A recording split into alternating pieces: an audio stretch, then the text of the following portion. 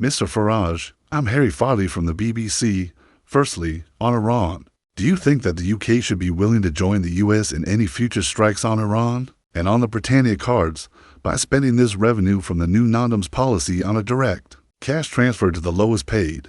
You're not spending it on all the other areas of public spending that the current non-doms policy goes on. You haven't set out any spending cuts alongside this. Doesn't this amount to more fancy economics? On Iran, it would just be nice to know, do we have a policy?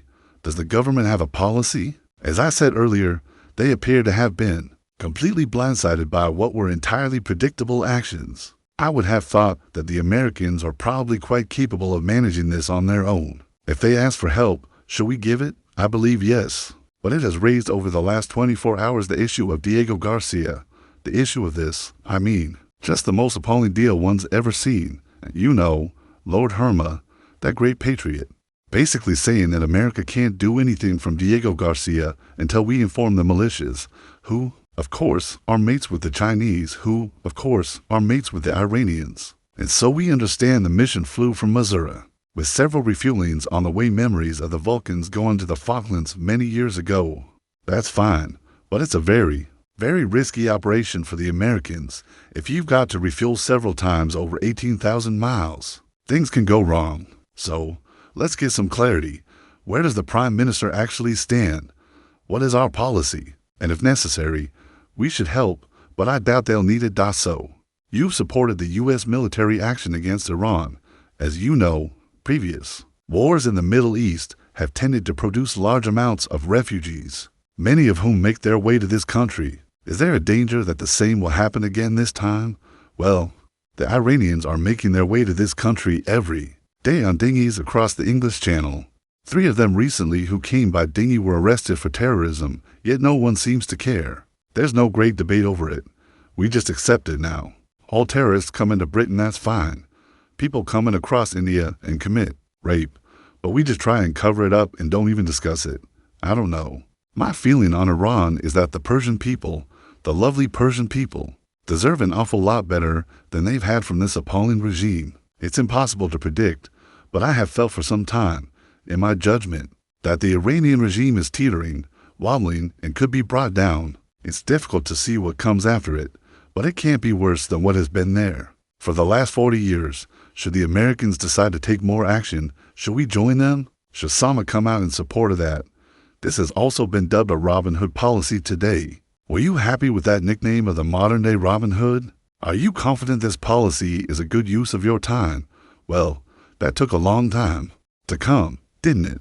I'm not sure America's going to need our help with Iran. I think we've hindered them already, as Theo's question rather indicated. I little doubt Diego Garcia would have been used for this. It would have been safer, more sensible, and provided more of an element of surprise. So, I doubt they're going to ask for our help, but they could do with our support. Let's see what the Prime Minister has to say on this very important matter in the House of Commons later on. Remember someone saying in 2016 that the Syrian civil war was pushing our immigration system to breaking point. A minute ago, you said that there's no way in which we can tell where this is going to end up. You also said it can't be worse than the present. Those two things can't be true at the same time. My question is, do you worry that your loyalty and friendship with Donald Trump could distract you from some of the more pressing issues in this country? What are you on about? I believe that our foreign policy on Iran has been wrong. We blindly followed Obama.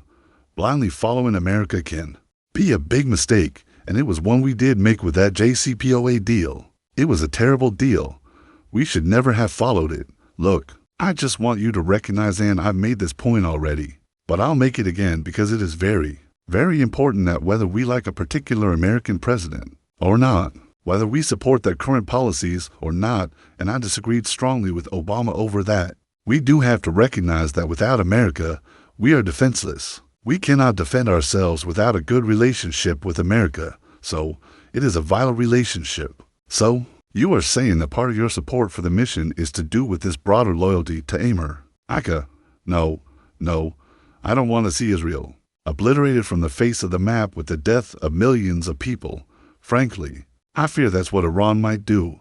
That's the primary motive behind all of this. That's why America's got involved, and I do deeply fear Iran getting nuclear capability. I suggest we should all deeply fear it. On Iran, to be absolutely clear, do you want to see regime change in Iran? You say the Europeans don't have a role to play. Do you think that the UK has a role to play? Do you think Israel and the United States will listen to this UK government? And then just on this tax policy, one of the big challenges facing working people across the country, but especially in London, is the price of property. Do you think a big influx of millionaires to London would push up property prices even further? It's a good point. The property question is a good point.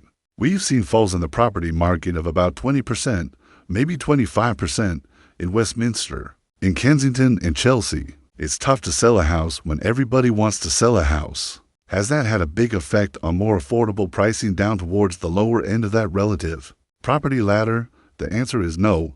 Do you know why? Because the population's exploding because of immigration. The population's exploding. And there would be an argument that rich people leaving and property prices falling, if it fed right down, could be a benefit. I've thought about that many times over the years. But when you have a net population rising by as much as it is, no.